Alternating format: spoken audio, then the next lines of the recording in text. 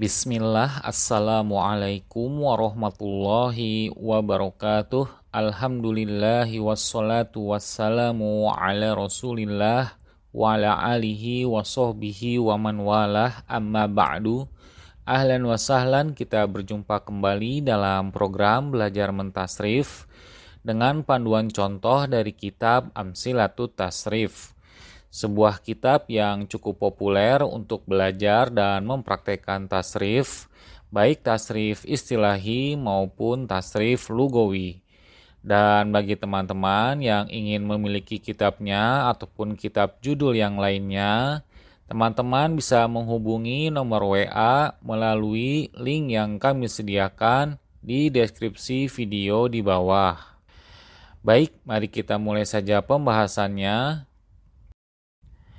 Alhamdulillah, sejauh ini kita telah menyelesaikan 4 wazan tasrif istilahi dari fi'il sulasi mujarrad, di antaranya yaitu wazan fa'ala yaf'ulu, wazan yang kedua yaitu fa'ala yaf'ilu, wazan yang ketiga yaitu fa'ala yaf'alu, dan wazan terakhir yang telah kita bahas yaitu wazan yang keempat fa'ila yaf'alu. Maka di pertemuan kali ini kita akan memulai pembahasan tasrif istilahi fi'il sulasi mujarrad dengan wazannya yang kelima yaitu fa'ula yaf'ulu. Di mana perbedaan dengan wazan yang sebelumnya, perubahan harokat tidak hanya terjadi pada ain fi'il mudhari'nya saja, tapi perubahan harokat bisa terjadi juga pada ain fi'il madinya. Seperti yang sudah kita pelajari pada wazan sebelumnya, ain fi'il pada fi'il madinya berharokat kasroh, yang biasanya pada 3 wazan sebelumnya selalu berharokat fathah. Tapi pada wazan yang sekarang kita pelajari ini, ain fi'il pada fi'il madinya berbeda sendiri, yaitu dengan berharokat dhammah. Begitu pula dengan ain fi'il pada fi'il mudhari'nya yang juga sama-sama berharokat dhammah, mengikuti kepada harokat pada ain fi'il madinya. Dan di wazan yang kelima dari fi'il sulasi mujarrad ini memiliki kesamaan dengan wazan yang sebelumnya, yaitu tidak terdapat pembentukan sigot isim alatnya.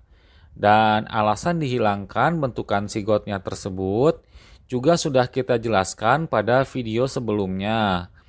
Dan di sini tidak akan kita jelaskan kembali alasan sigot isim alatnya tersebut dihilangkan, karena untuk mempersingkat waktu pembahasan. Selain itu, di sini malah yang akan kita fokuskan pembahasannya adalah mengenai dihilangkannya pembentukan sigot isim maf'ul. Sehingga dengan begitu, pada wazan fa'ula yaf'ulu ini terdapat 2 sigot yang dihilangkan atau tidak terdapat pembentukan sigotnya. Yang pertama yaitu sigot isim alat, dan yang kedua yaitu sigot isim maf'ul. Dan alasan kenapa pada wazan fa'ula yaf'ulu ini dihilangkan, karena fi'il-fi'il yang mengikuti kepada wazan ini pada dasarnya merupakan fi'il lazim ataupun kata kerja intransitif. Sedangkan definisi dari fi'il lazim itu sendiri adalah kata kerja ataupun fi'il yang tidak memerlukan kepada objek ataupun maf'ul bih untuk membentuk kalimat dengan makna sempurna. Contohnya seperti pada kalimat hasuna zaidun.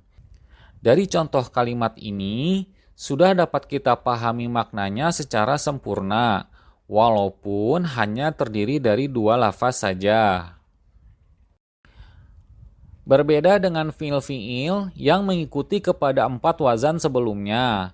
Fi'il-fi'ilnya sebagian besarnya termasuk ke dalam lafaz fi'il muta'addi atau yang disebut dengan kata kerja transitif. Dan yang dimaksud dengan definisi dari fi'il muta'addi itu sendiri yaitu kata kerja ataupun fiil yang membutuhkan kepada objek agar makna kalimatnya menjadi lengkap ataupun sempurna untuk dipahami. Sederhananya, bisa kita simpulkan bahwa sigot isim maf'ul hanya bisa dibentuk dari fiil-fiil berjenis muta'addi yang tentunya membutuhkan kepada objek. Karena isim maf'ul itu sendiri merupakan objek dari sebuah pekerjaan. Contohnya seperti pada kalimat qara'a aliful qur'ana. Alif membaca Al-Quran. Jika dalam contoh kalimat ini kita hilangkan maf'ul bih ataupun objeknya yaitu lafaz Al-Qur'ana, maka makna kalimatnya menjadi kurang dipahami secara sempurna. Karena kita tidak mengetahui secara jelas apa yang telah dibaca oleh Arif. Apakah Arif sedang membaca majalah, koran, kitab, ataukah Al-Quran? Namun jika sudah ditambahkan maf'ul bih seperti lafaz Al-Qur'ana, maka makna kalimatnya menjadi lebih sempurna untuk dipahami. Walaupun dari 4 wazan yang sebelumnya, ada juga beberapa lafaz fiilnya yang termasuk ke dalam fiil-fiil lazim. Seperti lafaz qoma yang bermakna berdiri, ja'a yang bermakna datang, jalasa yang bermakna duduk, dan lafaz-lafaz fiil yang sejenisnya. Di mana lafaz fiil-fiil tersebut jika dalam sebuah kalimat hanya membutuhkan kepada fa'il ataupun subjek saja untuk menjadikannya sebuah kalimat yang sempurna maknanya. Untuk lebih mudah memahami perbedaannya, kita sandingkan antara lafaz-lafaz fi'il muta'addi dari 4 wazan yang sebelumnya dengan lafaz fi'il lazim pada wazan yang sekarang kita pelajari ini. Wazan yang pertama yaitu fa'ala yaf'ulu dengan contoh lafaznya yaitu nasoro yang maknanya menolong, maka dalam hal ini lafaz nasoro membutuhkan objek yang ditolong. Begitu pula dengan wazan fa'ala yaf'ilu dengan contoh lafaznya doroba yang maknanya memukul, maka pada lafaz ini juga sama membutuhkan kepada objek yang dipukul. Begitu pula dengan contoh yang ketiga wazan fa'ala yaf'alu dengan contoh lafaznya fataha yang maknanya membuka, maka dalam makna lafaz fataha ini membutuhkan objek yang dibuka. Begitu pula dengan wazannya yang keempat, fa'ila yaf'alu dengan contoh lafaznya alima yang maknanya mengetahui, pada makna kalimat ini membutuhkan objek yang diketahui. Namun pada wazan yang kelima yang sekarang kita pelajari yaitu fa'ula yaf'ulu dengan contoh lafaznya hasuna yang maknanya menjadi baik, maka pada makna lafaz fi'il ini tidak membutuhkan kepada objek. Dan dari contoh di layar ini bisa kita simpulkan beberapa poin di antaranya. Yang pertama, lafaz fi'il yang masuk pada wazan fa'ula yaf'ulu ini hanya dari jenis fi'il lazim saja. Karena makna fi'il yang masuk dalam bab ini hanya berasal dari af'al at-tobaik ataupun disebut dengan fi'il yang menunjukkan kepada makna watak, karakter, ataupun pembawaan. Seperti sifat lazimah yang selalu menetap pada seseorang. Contoh lafaznya seperti syaju'a yang bermakna pemberani dan dohuma yang bermakna gemuk. Kemudian dari contoh ini bisa kita simpulkan juga yaitu bahwa fi'il lazim ataupun kata kerja intransitif tidak bisa dibentuk kepada isim maf'ul karena lafaz fi'ilnya tidaklah membutuhkan kepada objek. Akan tetapi, ia hanya membutuhkan kepada subjek ataupun fa'il saja. Karena tidak mungkin suatu fi'il dapat dilakukan jika tidak ada yang mengerjakannya.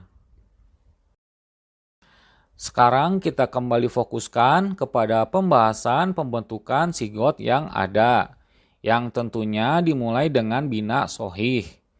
Dan dari beberapa pembentukan sigot yang ada, kita juga hanya akan membahas dua pembentukan sigot saja. Karena dua sigot ini sajalah yang memiliki sedikit perbedaan dari pembentukan sigot yang biasanya. Sigot yang pertama adalah sigot masdar. Pada sigot masdar ini hanya ada perbedaan yang kecil saja, yaitu perubahan pada harokat fa fiilnya saja, yang biasanya berharokat fathah, namun pada sigot wazan kali ini menjadi berharokat dhammah. Dari wazan yang biasanya fa'lan menjadi fu'lan. Contohnya seperti pada lafaz fi'il madi lazim hasuna.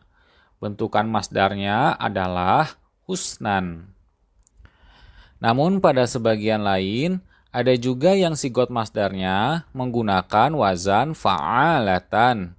Seperti pada lafaz fi'il lazim dokhuma yang bentukan masdarnya adalah dokhomatan. Kemudian lafaz yang kedua yaitu januba yang bentukan masdarnya adalah janabatan. Kemudian lafaz yang ketiga syajua yang bentukan masdarnya adalah syaja'atan. Dan lafaz yang terakhir yaitu jabuna, bentukan masdarnya adalah jabanatan. Kemudian kita lanjutkan dengan pembahasan pembentukan sigot yang kedua, yaitu sigot isim fa'il dari fi'il lazim. Pada pembentukan sigot isim fa'il dari fi'il lazim ini, berbeda dengan sigot isim fa'il yang sebelum-sebelumnya, yang biasanya selalu menggunakan wazan fa'ilun. Karena pada wazan yang sebelumnya, pembentukan isim fa'il berasal dari fi'il muta'addi yang membutuhkan kepada objek, sehingga makna dari isim fa'il tersebut menunjukkan pada suatu makna perbuatan yang menetap pada suatu zat ataupun makhluk. Namun pada penetapannya tersebut dibatasi oleh waktu. Contoh mudahnya seperti pada lafaz doribun yang bermakna orang yang memukul. Pada lafaz doribun ini merupakan isim fa'il dengan bermakna tajdid dan hudus, alias sifatnya yang baru dan bisa berubah-ubah. Seperti contohnya seseorang yang memukul, sifat perbuatannya baru, karena pada sebelumnya tidaklah memukul. Dan ketika orang itu berhenti memukul, maka sifat dari perbuatan tersebut tidak melekat lagi padanya, alias sifatnya yang telah berubah. Hal ini berbeda dengan isim fa'il yang dibentuk dari fi'il lazim yang berwazan fa'ula yaf'ulu. Isim fa'il pada wazan ini lebih tepatnya disebut sebagai isim sifat musabbihat, yaitu isim sifat yang dibentuk dari masdar fi'il lazim untuk menisbatkan ataupun menetapkan sifat kepada mausuf atau subjek yang disifati tanpa dibatasi oleh waktu, baik itu waktu yang telah lalu, sekarang, maupun waktu yang telah lalu. Sehingga keberadaan sifatnya tersebut selalu melekat dan tidak berubah-ubah pada pelaku ataupun pada subjeknya. Contoh mudahnya seperti pada lafaz hasanun yang merupakan lafaz isim sifat musabbihat dari masdarnya husnan dengan fi'il lazimnya yaitu hasuna. Di sini pada lafaz hasanun bermakna orang yang tampan. Dari maknanya kita bisa mengetahui bahwa sifat tampan tersebut menetap pada orang tersebut tanpa dibatasi oleh waktu, alias sifat tampannya tersebut telah menetap sebelumnya, sekarang, dan di waktu yang akan datang. Dari penjelasan singkat ini kita bisa mengartikan secara bahasanya bahwa isim sifat musabbihat merupakan isim sifat yang memiliki kemiripan dengan isim fa'il, yaitu sama-sama menunjukkan pada suatu makna perbuatan yang menetap pada suatu zat ataupun makhluk. Namun jika pada isim sifat musabbihat ini bersifat tetap melekat alias tidak dibatasi oleh waktu, sedangkan pada isim fa'il bersifat dibatasi oleh waktu alias tidak selalu melekat dan bisa berubah-ubah. Kemudian wazan yang digunakan dalam pembentukan isim sifat musabbihat ini terdapat beberapa wazan. Di antara sebagian kecilnya masih ada yang menggunakan wazan yang seperti biasanya, yaitu seperti wazan fa'ilun. Namun pada beberapa lafaz fi'il lazim lainnya menggunakan wazan yang berbeda. Seperti 5 contoh wazan simai yang dicontohkan penulis Amsilah Tasrif pada kitabnya untuk binanya Bina Sohih.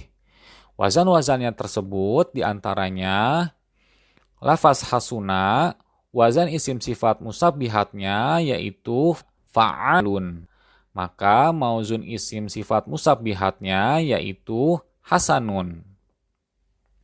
Kemudian pada lafaz dokhuma, wazan isim sifat musabbihatnya adalah fa'lun. Maka mauzun isim sifat musabbihatnya yaitu dokhmun. Kemudian pada lafaz januba, wazan isim sifat musabbihatnya yaitu fu'ulun. Maka mauzun isim sifat musabbihatnya menjadi junubun.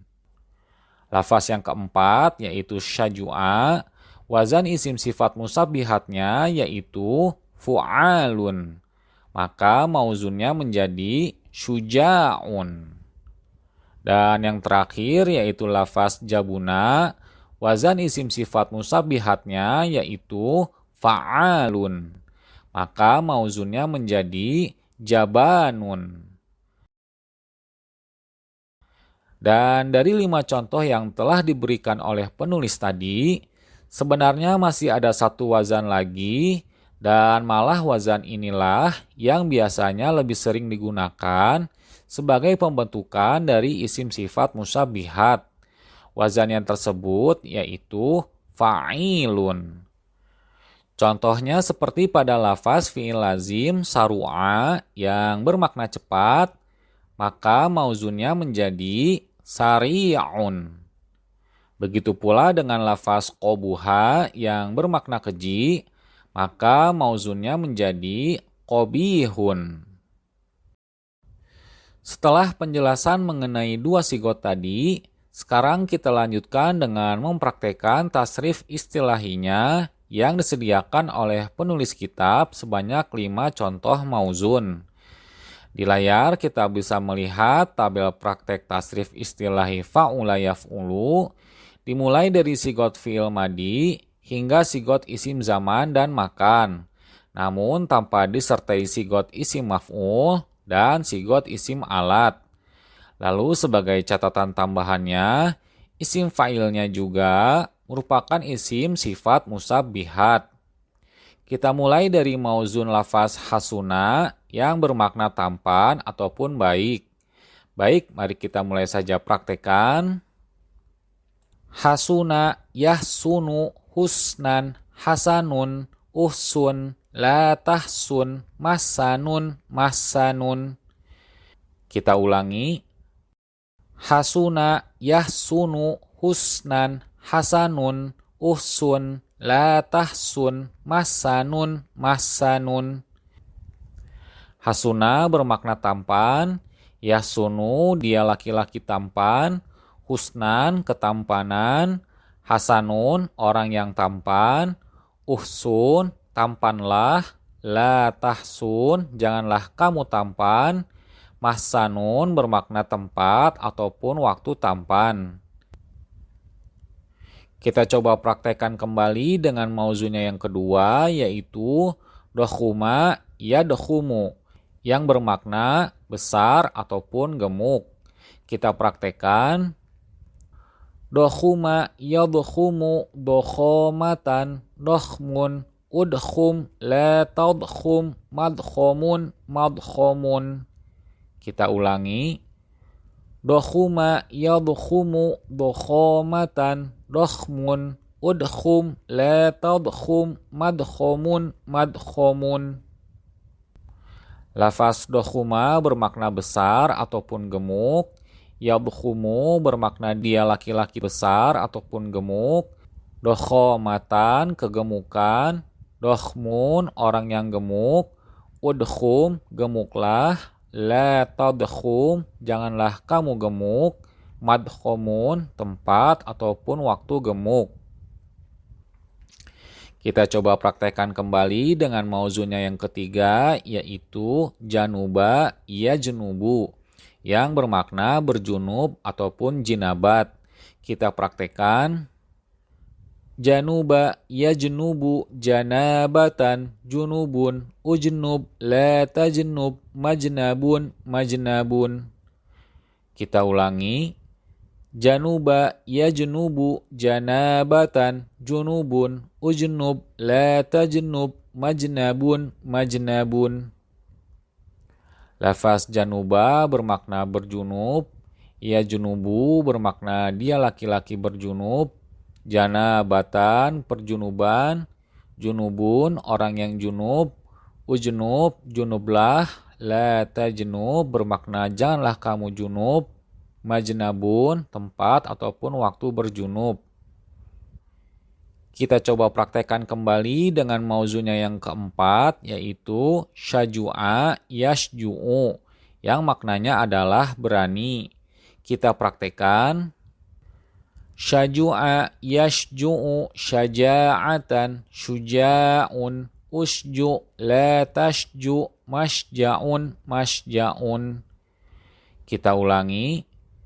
Syajua yashju'u syaja'atan syuja'un usju la tashju masja'un masja'un. Syajua bermakna berani. Yashju'u dia laki-laki berani. Syaja'atan keberanian. Syuja'un orang yang berani. Usju beranilah. La tashju janganlah kamu berani. Masja'un tempat ataupun waktu berani. Kita praktekkan sekali lagi yang terakhir ataupun yang kelima dengan menggunakan mauzun yang lainnya, yaitu jabuna yajbunu, yang maknanya adalah takut ataupun pengecut. Kita praktekkan. Jabuna yajbunu jabanatan jabanun ujbun la tajbun majbanun majbanun.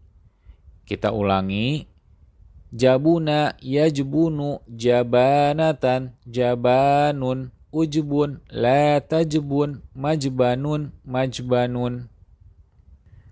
Jabuna bermakna takut ataupun pengecut. Yajbunu dia laki-laki takut. Jabanatan ketakutan. Jabanun orang yang takut. Ujbun takutlah. La tajbun janganlah kamu takut. Majbanun tempat ataupun waktu takut.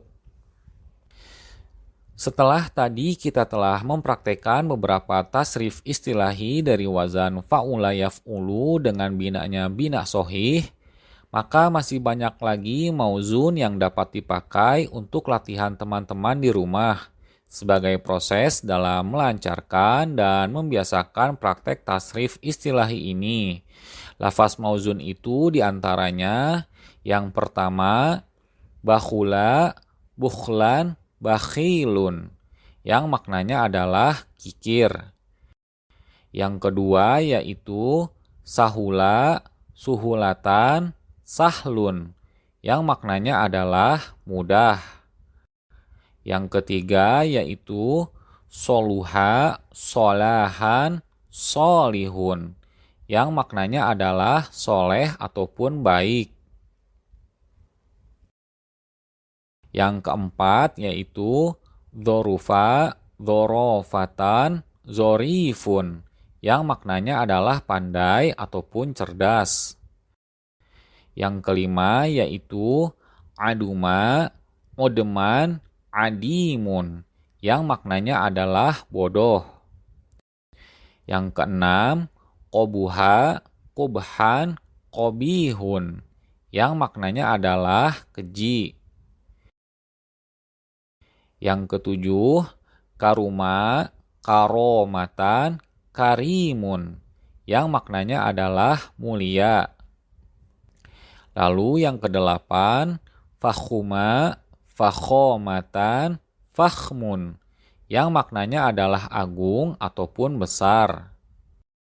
Lalu yang terakhir, yang kesembilan, najusa, najasatan, najasun, yang maknanya adalah kotor ataupun najis.